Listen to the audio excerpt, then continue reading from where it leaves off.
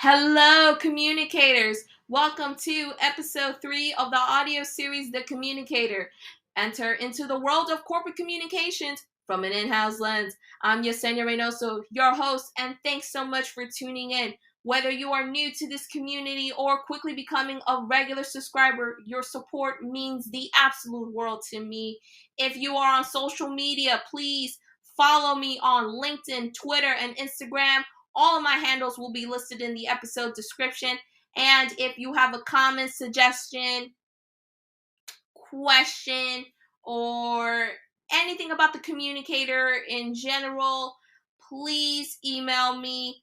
The email address will also be listed alongside with my handles on the episode description.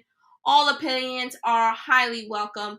And finally, if you haven't done so yet, please hit those subscribe buttons, leave a 5-star rating, and spread this podcast far and wide. I truly believe in its power, and more importantly, for all of us to come together and not only simply talk about corporate communications, but how it can further amplify our authentic storytelling. I truly believe in the power of why we communicate in the first place, and I truly believe that the communicator can be that thought leader and spearhead those conversations. And so, with that, welcome to episode 3. I hope you had the chance to listen to our previous 2 episodes, which, by the way, are available on YouTube and Spotify, as well as all new episodes debuting every first and third of the month on YouTube and Spotify. And yes, don't worry, as I've stated in the previous episodes, the communicator will be spreading across other important podcast mediums, and I will reveal those details in due time. Wow. The fact that we are 3 episodes in is truly a testament to the power of one's vision. And I also believe in this saying that I have very much embedded in my book of what I like to call Yesieisms. Things happen for a reason. It has been an eventful 2 weeks, to say the least. A lot of things, changes in particular, are currently happening in my professional world, but I am very much optimistic about the future. And I am also equally as excited to reveal to you all of the upcoming projects that I've been working on, initiatives, and as well as other exciting things that I just cannot wait to reveal to you. So if you are not following me either on my personal LinkedIn page or my company page, which is Call Why Communicate, please do so now, whether as a connection or as a follower. You really don't want to miss any new developments, because there's going to be a lot of blazing news that's going to be coming up on those mediums soon enough. So I, for one, am grateful for all of your support, and also very much looking forward to growing this community and also whipping up our magic and see what we can do to help all of our fellow marketing and PR pros with their storytelling. And so, given the circumstances, I want us to dive into episode 3 of The Communicator, where I have been on the fence between the topics that I wanted to discuss for this particular episode. Originally, I already had one idea planned, and I was going to do a trailer, which I ended up not doing last week because I ended up going back and forth with topic number 1 and then eventually settling on topic number 2 and choosing topic number 2 for this particular episode. The reason why is I want to give topic number 1 the time it deserves, and also formulate a episode structure where I'm going to be talking about topic number 1 in depth on a future episode, and as well as give you insight as to why I decided to go in that direction. Eventually, topic number 1 will be a future episode, and I will reveal it to you all in due time. But until then, topic number 2 is equally as amazing and also informative, and I truly hope that what I'm about to give you will be of good use. So, with that in mind, let's communicate about the basics, shall we? But Yesenia, what are the basics? Well, if you are looking at it from the corporate communications lens, the basic needs to construct your corporate communications department totally from scratch. What do I mean by that? Like with every beginning process, you must identify with what are those attributes and identify the timeline, the people involved, the tools and resources, the measurements, and the expectations as to what, how, when, who, and more importantly, the why, as to the necessity to build your corporate communications department completely from scratch. So whether you are a one person individual or a team, and it is now ready to implement corporate communications into their business, this is the episode that is going to give you the basic needs. Hence, why we're going to be talking about the basics. Episode 2, talk about corporate communications number 1, so you get a better insight as to what the corporate communications ecosystem is all about. This episode is going to give you the needs as to what exactly do you need to start building that foundation completely from scratch. Think about it like building construction. If you're trying to build an entirely new skyscraper and you want to know how tall is it going to be, who's going to be involved in the process, what exactly do you need, the tools, the timeline, how much is it going to be in terms of budget, and more importantly, why.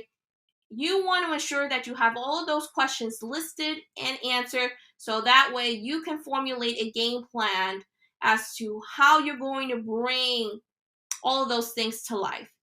It's about strategy and planning. Pretty much the typical to-do list, regardless of whatever sector you're coming from. Strategy and planning. Developing a comprehensive communication strategy aligned with the organization's goals and objectives is very crucial. It includes defining key messages, target audiences, communication channels, timelines, and other key ingredients that are needed in order for you to build a strategy and, more importantly, execute it.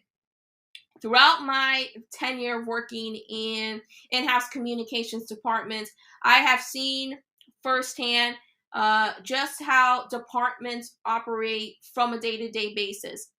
I have also worked in departments that are basically either 5 to 10% operating, and I've also worked in work environments where I had to build something completely from scratch. And so there are many elements as to the needs of the organization, the budget that comes along with it, and as well as the key priorities for this structure to operate well. And so throughout my experience, I have identified key modules as to what organizations and individuals need to commence their journey to construct their foundation from square one. And to build any core foundation of any communications department, you must have the following components. And so these modules are going to highlight what they are. And so the first module that I truly believe is needed to establish your core structure for any comms department is digital. The establishment of a virtual footprint or presence. As you all know, digital, it is very much a must-have for any organization. If you don't have a digital footprint, people are not going to find you, point blank. You need to have a clear-cut presence that makes it easy for individuals to get updates, announcements, and as well as be a source for them whenever their needs need to be addressed. And so some of the things needed to build a digital footprint include social media, email marketing, website, advertisement, and other key mediums. In addition to that, it is also equally important when you establish these digital footprints to measure and have a clear analysis as to how your footprint is doing, growing, and as well as areas of improvement. Implementing these kinds of metrics and analytics to measure the effectiveness of a variety of communications efforts. This can include either monitoring media coverage, analyzing effectiveness of communication efforts, social media engagement, gathering feedback to make data-driven decisions, and improve future communications strategies.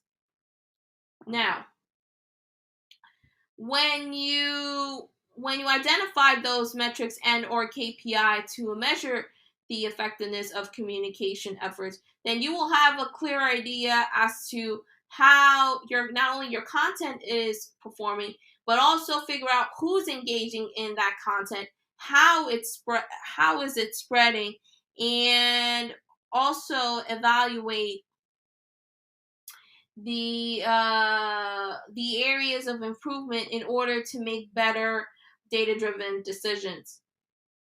In addition, you also can have access to different types of tools and software to track any kind of media coverage, engagement, traffic, and other relevant data. And I will definitely make a future episode about the tools that every corporate communications department will have. And you also want to be able to, with having a digital presence, be able to communicate the impact of those activities to internal and external audiences. And finally, when you obtain the feedback through social monitoring or listening, you'll be able to reiterate and refine those strategies based on insights and feedback. And so having a digital footprint could make your lives a whole lot easier, but it could also amplify your reach.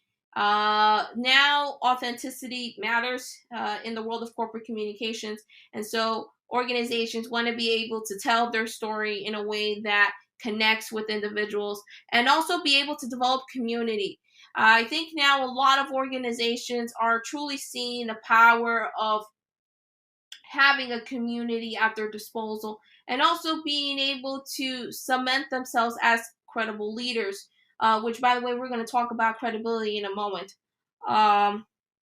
So if you have a digital presence, you must be thinking, well, what about print? Doesn't print equate to having a digital footprint? Yes, it does. Print also is important, but that actually easily leads us right into the second key module that you will need to build a corporate communications department foundation, and that is your brand. Your brand and the establishment of your brand identity for your organization. Now, branding and corporate identity. Establishing one with clear brand guidelines outlines the organization's visual and verbal identity. So your brand can pretty much be customized to your liking in whatever shape or form you want. You want to make your brand as clearly visible, transparent, and also noteworthy to the individual. You want something that is going to be unique and memorable and immediate and make immediate impact. You want customers to know whether they're looking at your logo, your motto, your tagline, whatever it is, you want them, when they see it, boom, they think about it in an instant. That's a brand. Establishing a brand identity is absolutely critical for not only the success of your department, but also for your organization overall. And what do you need to have in your brand? Now, in your brand, you must have a combination of a logo, your mission, vision, and values that details exactly who you are, the purpose, and why you are doing this, your motto and taglines, a brand book or a style guide that has a clear and specific indication of how your brand can be properly used or not. So that includes fonts, colors, sizes, etc. Messaging and key points. Key bullet points or analytics that highlight some of the most important attributes of your organization, your products, your services, the people that you serve. How many customers have you garnered over the years? How much revenue have you grown? The number of followers on your social media that have risen over a 1 year to a 5 year span. It depends as to what exactly you want to put out there to internal or external audiences. What do you want them to know? Those types of messaging is incredibly important for communications teams to craft. Multimedia, that can be a combination of images, videos, audio, and other relevant tools. And of course, your print materials. So obviously, if you're going to look at print materials from a communication standpoint, that would be your media kit, your press release, a one sheet, executive bios, and any other key media details that you want, not only the press to know, but also internal, external audiences. And don't you worry, I'm going to be talking specifically in a future episode about communications, print materials that every organization should have for their department. And so, in addition to establishing clear brand guidelines, you also want to be able to design marketing materials that adhere to those guidelines, which, as I've mentioned, include logos, brochures, presentations, and templates. Regularly review and update those guidelines in order to stay relevant and consistent. Consistency is key, people. We want to ensure that your brand is consistent across the board, across all platforms, and as well as any internal or external communications that you broadcast, depending as to the timeline that you have. Educating employees on those exact brand guidelines to ensure that consistent messaging across all communication channels stays exactly that, consistent. Conducting periodic brand audits to assess brand perception and make the necessary adjustments. Now, managing the organization's image and identity and maintaining its consistency, it's incredibly critical to ensure that visual and verbal communications elements are implemented the way that it should be. And in addition, you also want to help organizations to maintain that consistency, because Having a brand identity enhances recognition. It strengthens brand equity, and it also creates a cohesive professional image in the minds of stakeholders. And if it also helps from a digital standpoint by having that brand identity, and by setting goals, tracking metrics, and analyzing different types of data, it could also measure the effectiveness of communications efforts. And so, having a brand that people can identify, connect with, and also being able to rely on it is definitely a moneymaker for these organizations. And as communications pros, it is our job to utilize that brand to tell our story as effectively as possible. We want to make connection, and the way to make a connection is by through storytelling. The storytelling of how our brand was created, the reasoning behind it, and what can pull people in to make those similarities come together. And so, having a strong brand presence can really go a long way to help you not only fulfill those strategic business goals, but also establish a positive reputation among internal and external audiences. And speaking about establishing relationships, we are going to be talking about department module number 3, which is R and C. What do I mean by R and C? Relationship and credibility. So, I think we all agree that in communications, it's all about being transparent with your audience and also building connection and relationships that are going to last for a very long time.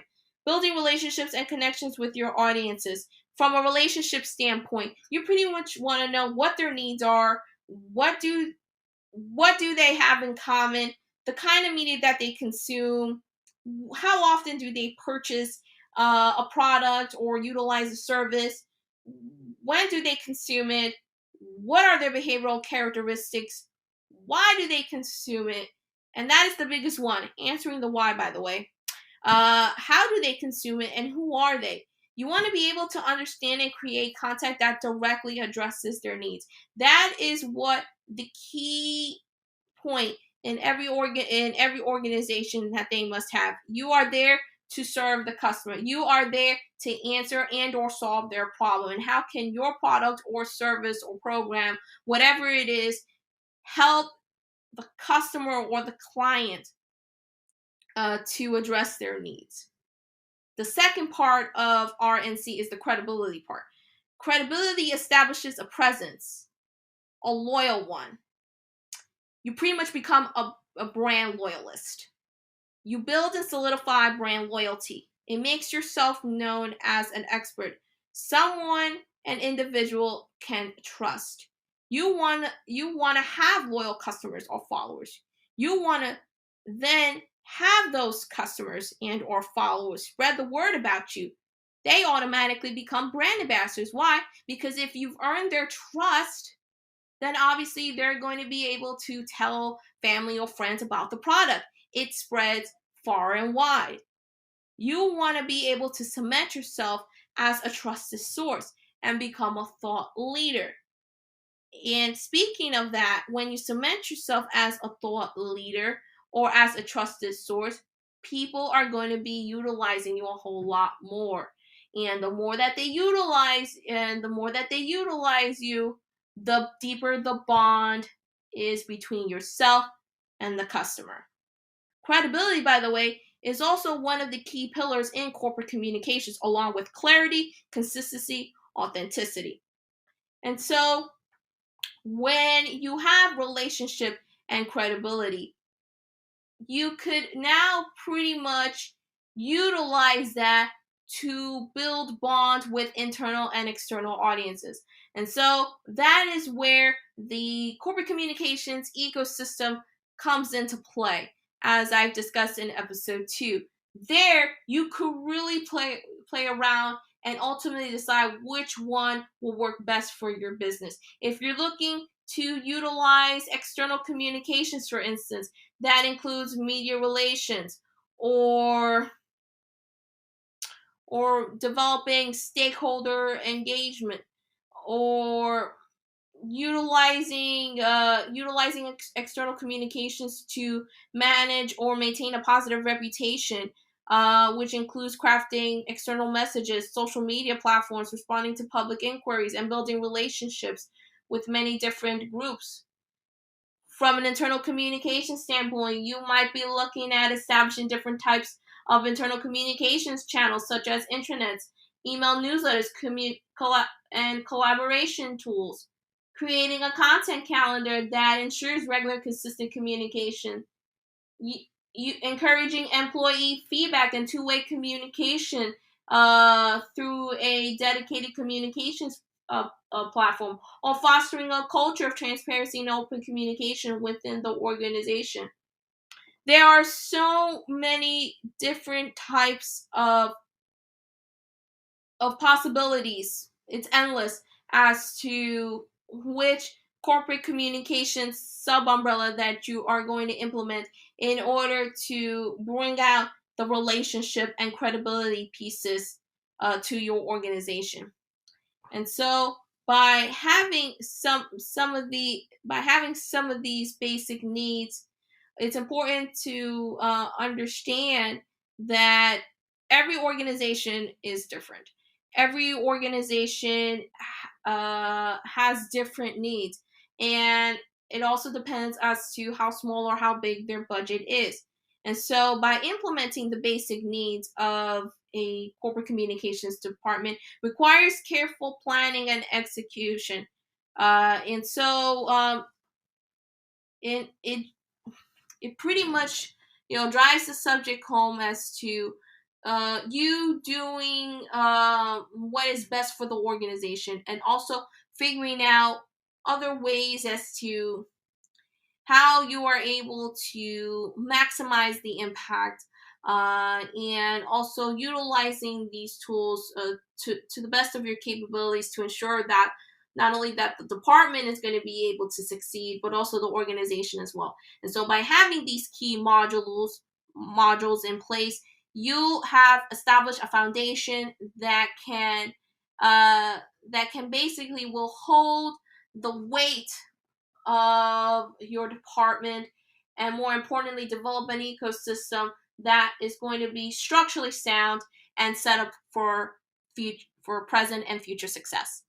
With that, that wraps up episode 3 of the Communicator, which addresses the basics, aka the basic needs to build your corporate communications department completely from scratch. I hope this was an informative episode for you, and hopefully you have taken the chance to utilize it for your business needs. If you have any questions about the episode, is there something that I forgot? Is there a particular subject or two that you wanted me to address, or anything in general?